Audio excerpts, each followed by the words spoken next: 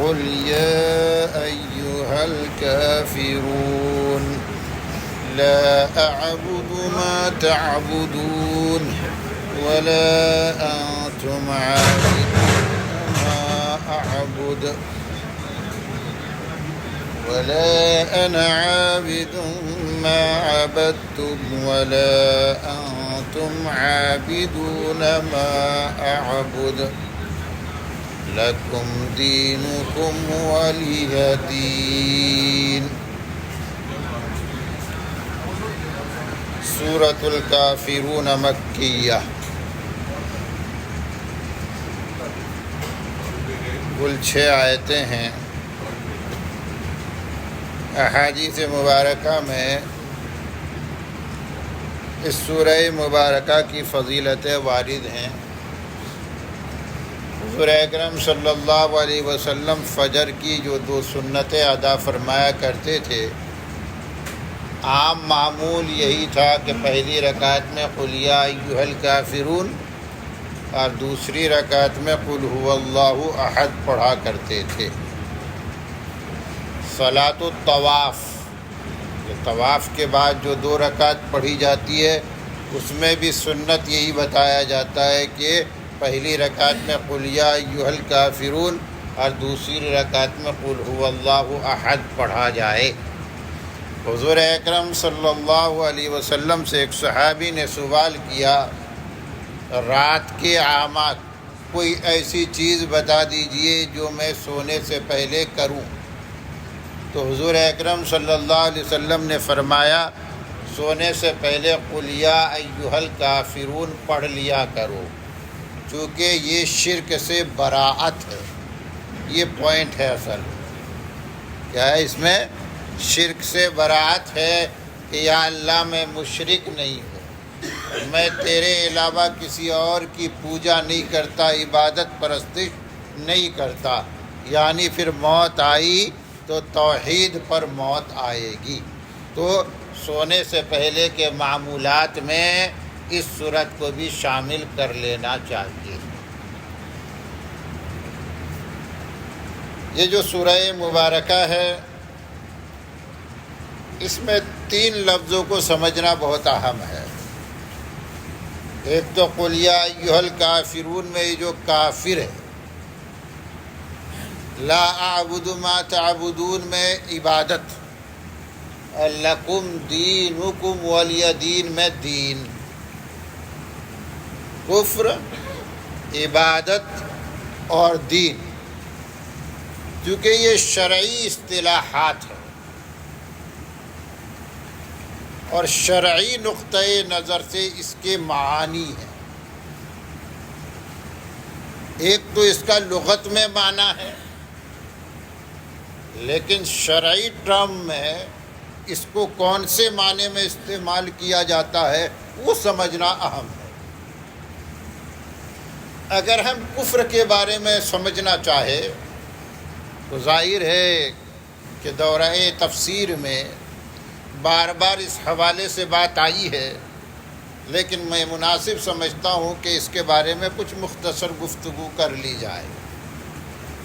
کفر یہ بظاہر ایمان کا ضد ہے۔ کفر اور ایمان ایک دوسرے کے ضد ہے، اور ضد ہونے کا مطلب ہے کہ جہاں کفر ہے وہاں ایمان نہیں، اور جہاں ایمان ہے وہاں کفر نہیں۔ کفر لغت میں اگر آپ اس کا معنی تلاش کریں گے تو اس کا معنی ملے گا آپ کو چھپانا یا انکار کرنا۔ چھپانا، یہ اس کا اصل معنی ہے۔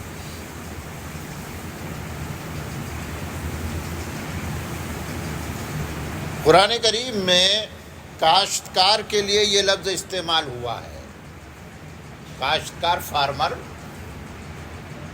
کمثل غیث اعجب الکفار نباتہ، کفار یہ کافر کی جمع ہے، تو وہاں پر کافر سے یہ کافر اصطلاحی مراد نہیں ہے جو مومن کا ضد ہے۔ وہاں پر کیا معنی ہے؟ کاشتکار، بارش کی طرح کہ اعجب الکفار نباتہ، کہ جب بارش ہوتی ہے تو ہریالی نظر آتی ہے. یہ ہریالی، یہ سبزہ پن، یہ کھیتی کا لہلہانا اگنا، یہ کاشتکاروں کو اچھا لگتا ہے. کاشتکاروں کو، کاشتکار کو کافر کیوں کہتے ہیں؟ کیونکہ بنیادی طور پر اس کا کام ہوتا ہے بیج کو، سیڈ کو زمین کے اندر چھپانا. یہ کھیتی کا بیسک عنصر ہے.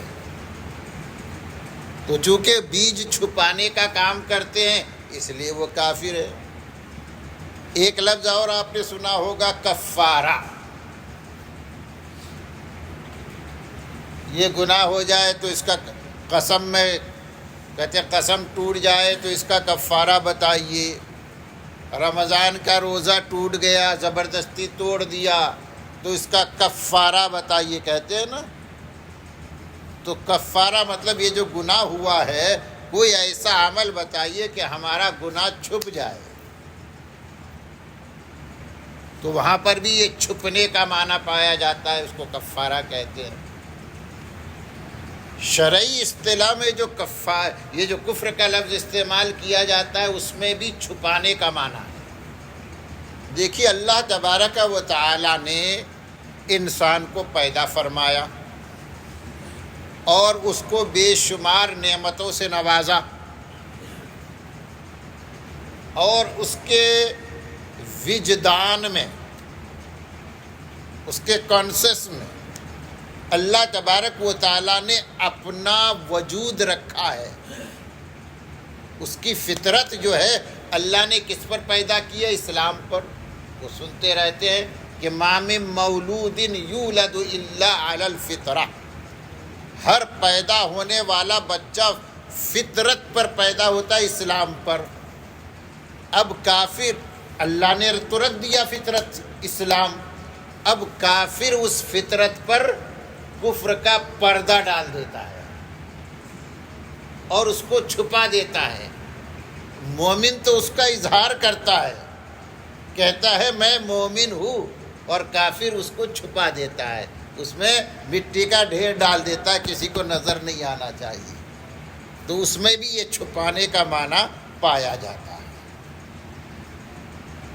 اب اگر اصطلاحی اعتبار سے کفر کی تعریف کرے تو ایمان کی تعریف کو آپ مد نظر رکھیے اور اس کا اپوزٹ سائڈ آپ کفر سمجھ لیجئے. جیسے ایمان کی تعریف آپ نے کیا سنی ہے، بار بار سنتے آئے ہیں کہ ایمان نام ہے تصدیق کا. تصدیق ما جاء بہ رسول صلی اللہ علیہ وسلم. جس دین کو لے کر رسول اللہ صلی اللہ علیہ وسلم تشریف لائے وہ کیا ہے؟ اس کی تصدیق کرنا، یہ ایمان ہے. اس کی تصدیق کرنا، اس کو دل سے سچا ماننا ایمان ہے.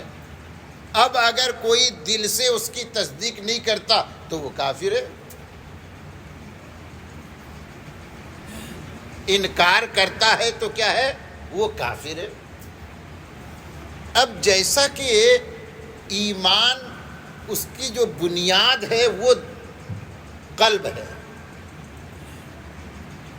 ایمان کی شروعات ما بہ الابتداء، جس سے ایمان کی شروعات ہوتی ہے. جہاں ایمان کا درخت کہتے اگتا ہے وہ انسان کا قلب ہے. ایمان چہرے پہ سجانے والی بات نہیں ہے. ایمان کا کسی بھی کہتے عضو سے، جوارح سے اس کا تعلق نہیں ہے، وہ تو اسلام کا تعلق ہے. ایمان کا تعلق دل سے ہے. اگر دل سے تصدیق ہے تو ایمان ہے، اور دل سے تصدیق نہیں ہے تو وہ کفر ہے.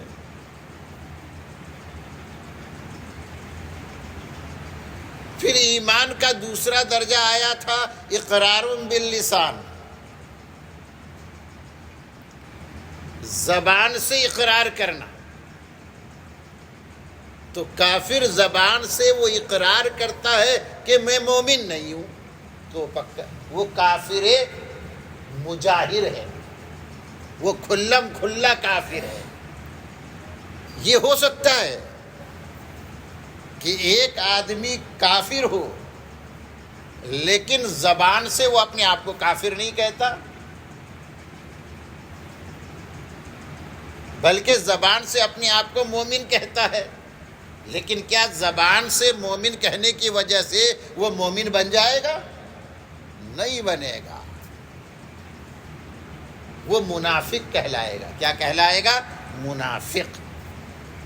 تو ایک تو کافر مجاہر ہے کھلم کھلا، دل سے انکار کرنے والا، زبان سے انکار کرنے والا، اور ایک ہے کہ دل سے انکار کرتا ہے لیکن زبان سے اقرار کرتا ہے، تو وہ منافق ہے۔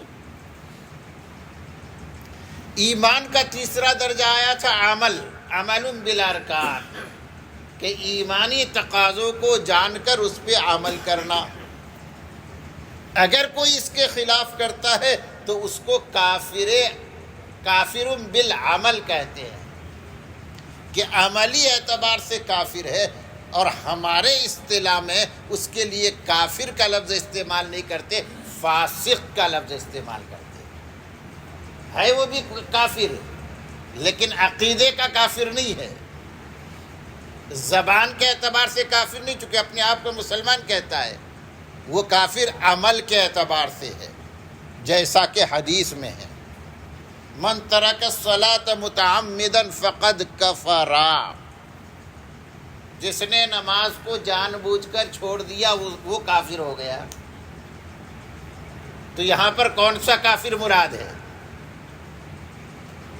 عملی کافر مراد، عملاً اس نے کفر کیا۔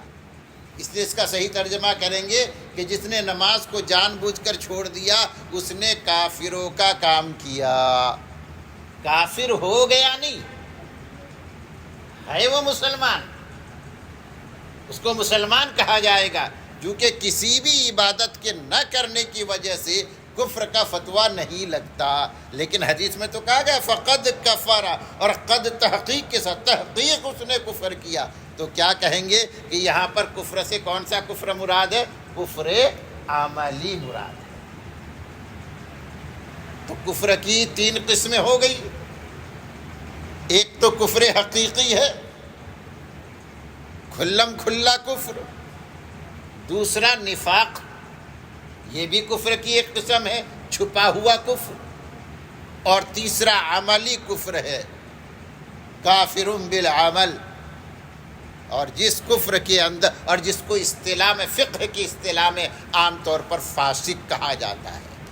ہمیں تو یہ دعا کرنی چاہیے کہ اللہ تعالیٰ کفر کی تمام قسموں سے ہمیں برات عطا فرمائے، چونکہ کفر تو کفر ہے، ہم تو مومن ہیں، ہم نے اپنی پہچان ایمان کے ساتھ بنائی ہے،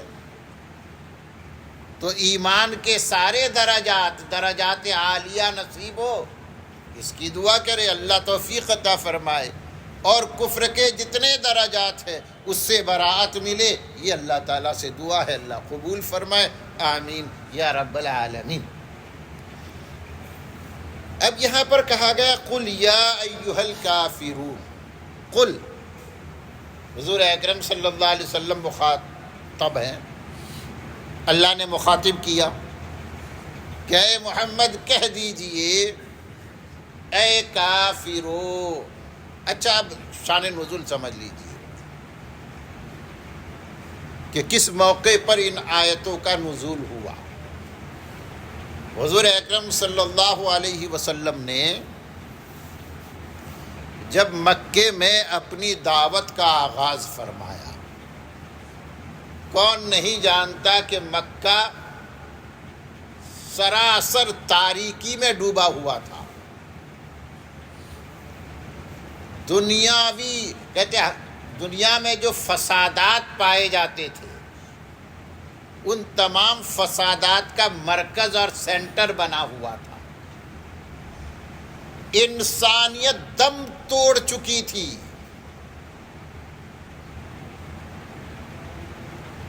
یہ ماحول تھا۔ اللہ کے رسول صلی اللہ علیہ وسلم نے لوگوں کو دعوت دینا شروع کیا۔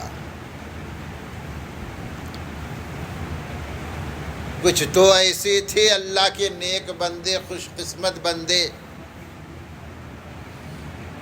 کہ دعوت ملی انہوں نے قبول کر لیا، لیکن یہ چند لوگ ہی تھے،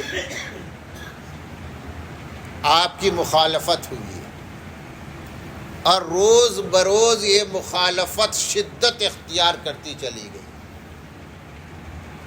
اس مخالفانہ ماحول میں بھی آپ رکے نہیں، برابر اپنا فریضہ انجام دینے میں مشغول رہے، اور آپ کی کوششوں پر اللہ تعالیٰ کی توفیق سے لوگ اکا دکا اسلام کی طرف آتے رہے، یہاں تک کہ مکے میں ایک چھوٹی سی جماعت بن گئی۔ مخالفین جو تھے پورا زور لگا رہے تھے کہ مکے میں کوئی کلمہ نہیں پڑھے گا، مکے میں یہ دین پروان نہیں چڑھے گا، لیکن یہ چراغ جل رہا تھا، بجھانے کی ساری کوششیں ناکام ہو رہی تھی۔ اب سماجی اور اعتبار سے یہ دیکھا گیا کہ گھر کے سارے افراد تو غیر مسلم ہیں، لیکن ایک آدمی مسلمان ہو گیا۔ اب گھر گھر میں یہ کہانی سامنے آنے لگی۔ اب گھر کا ہی فرد اگر مسلمان ہو جائے اور باقی سارے مخالف ایک دوسرے کو برداشت کرنے کے لیے تیار نہیں، تو آپس کا انتشار۔ کچھ لوگ سردار قسم کے انہوں نے ایک میٹنگ کی، اور اس میٹنگ میں ولید ابن مغیرہ تھا، مشہور نام تھا، عاص ابن وائل جن کا ہم نے کل بھی تذکرہ پڑھا، اسود ابن عبد المطلب،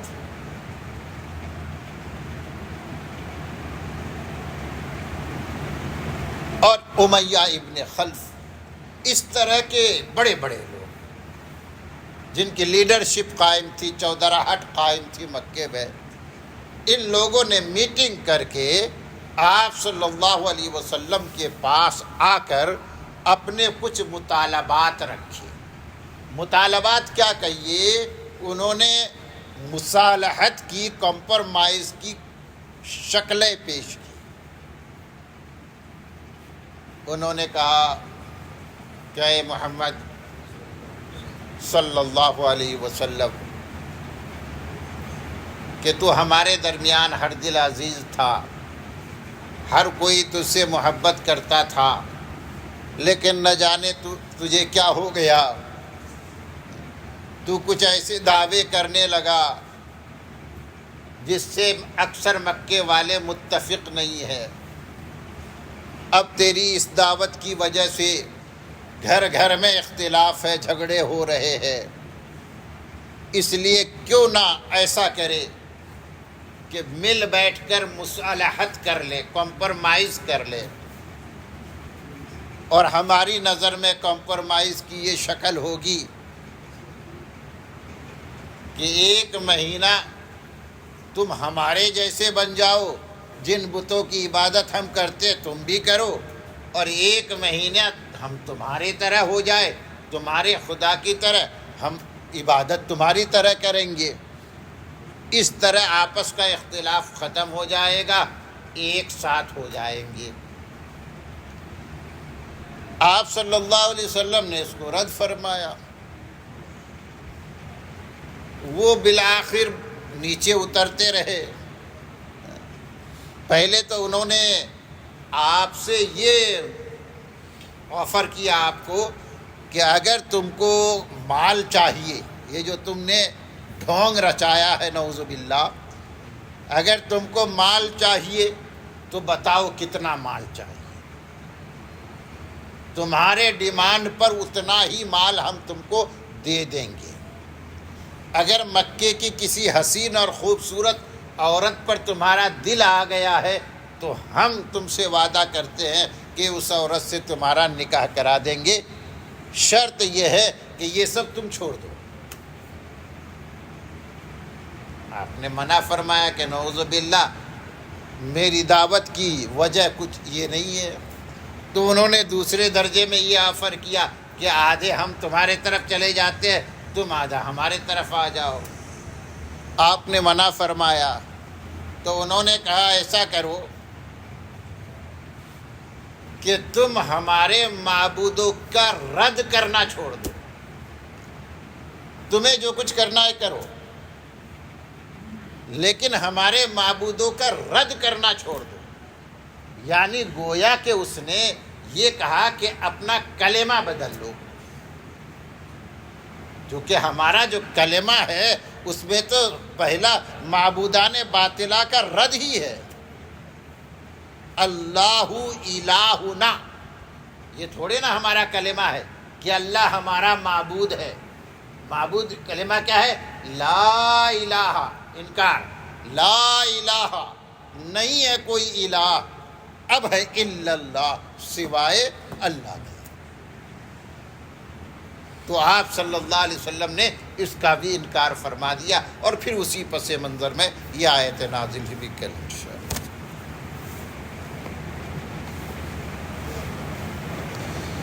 الحمد للہ رب العالمین والصلاة والسلام علی رسولہ النبی۔ اللہم انت السلام ومنک السلام تبارک یا ذا الجلال والاکرام۔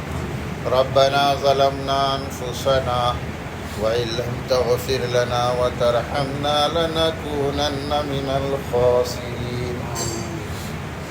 اللهم اهدنا فيمن هديت وعافنا فيمن عافيت وتولنا فيمن توليت وبارك لنا فيما أعطيت وقنا شر ما قضيت، فإنك تقضي ولا يقضى عليك وإنه لا يذل من واليت ولا يعز من عاديت، تباركت ربنا وتعاليت، نستغفرك ونتوب إليك۔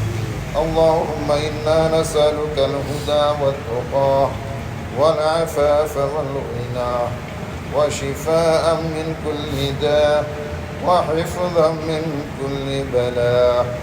اللهم اغفر لنا وارحمنا أنت أرحم الراحمين۔ اللهم افتح لنا أبواب رحمتك فإنك خير الفاتحين۔ سبحان ربك رب العزة عما يصفون وسلام على المرسلين والحمد لله۔